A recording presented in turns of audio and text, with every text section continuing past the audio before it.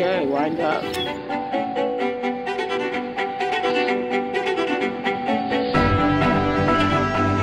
The people that we don't see, the people sort of hidden on the streets, they have talent and they have something they want to say.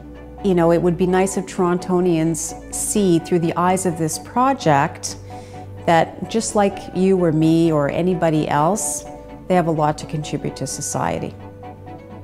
We gave out the cameras on June the 14th, and they were given 5 days to run around the city and take pictures freely on the basis of anything that they saw that inspired them. And the winning images will allow for people who took the pictures to receive awards. And they're also going to receive the opportunity to sell these calendars on the street. So this isn't a calendar about what homelessness looks like. It's a celebration of our city through the eyes of artists who happen to be homeless. The trains, when it goes by, I always think about the destinations, like the places I want to go. I want something much more. I want to change people's views on what homelessness could look like and what it has looked like and what it's no longer looking like. We all met at NAMI Rest. In the rest, they have different people with different interests. You just find where you fit in, and then luckily for me, I fell into a good people. That's it. This reminds me of being back home in the reserve, because this is pretty much what my reserve is like.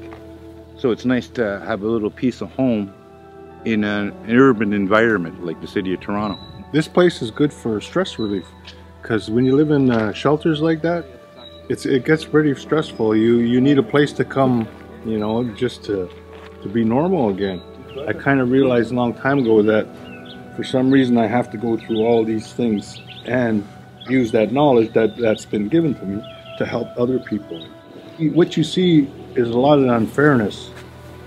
Maybe you make it through and you get out of it and you're working, you're doing good, but it's hard to forget the people that are there or the people that are going to come through there.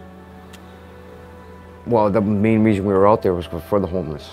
So I wanted to focus more on taking a picture like that. Even if it doesn't make the calendar, it's still at least someone's going to see it. Like these places that we went to, those were places where actually people live. Some of the places, they've been there for years. I understand some people want to be out there, but in the past 6 or 7 months that I've been in that area, it's people that have been forced to be living there. It's really about understanding that anyone can be homeless and everybody has a story behind their homelessness. Not a single person is going to solve this problem, but collectively, if we put all of our efforts together, we can actually solve this issue. I'm going to have a calendar on my wall, me and all of my family members and my friends. We gave out just about under 100 cameras. We thought we were only going to get 50% back. We thought the participants would lose interest, but no, there's been incredible excitement for the participants to see their images actually get through the next stage. I waited and waited and waited, and I was hoping that it came right up to me.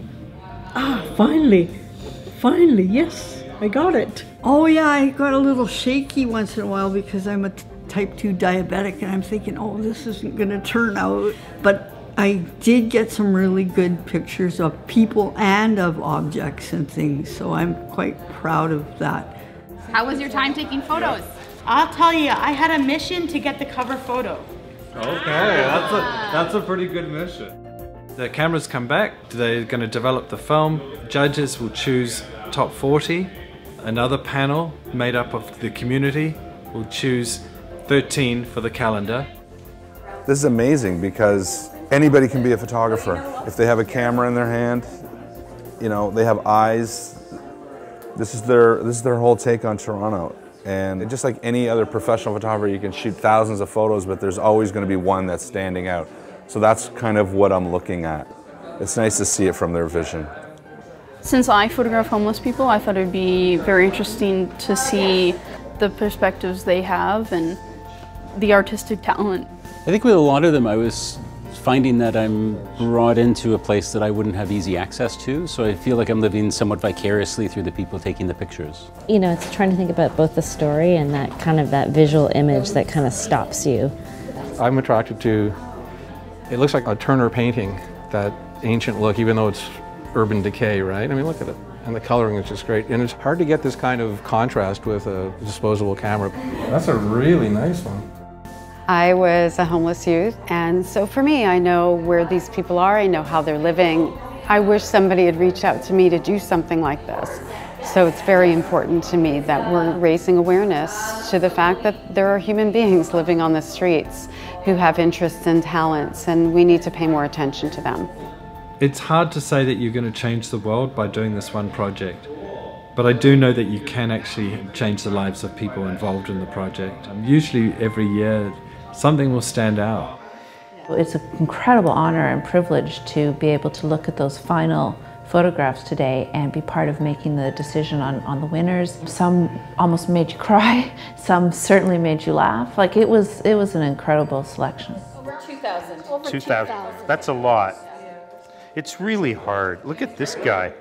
In the end, we did have a majority vote, and we're so proud to be able to feature it on our cover. But we can't tell you which one it is. You have to find out with everyone else who the winner is and celebrate with us. We're not telling.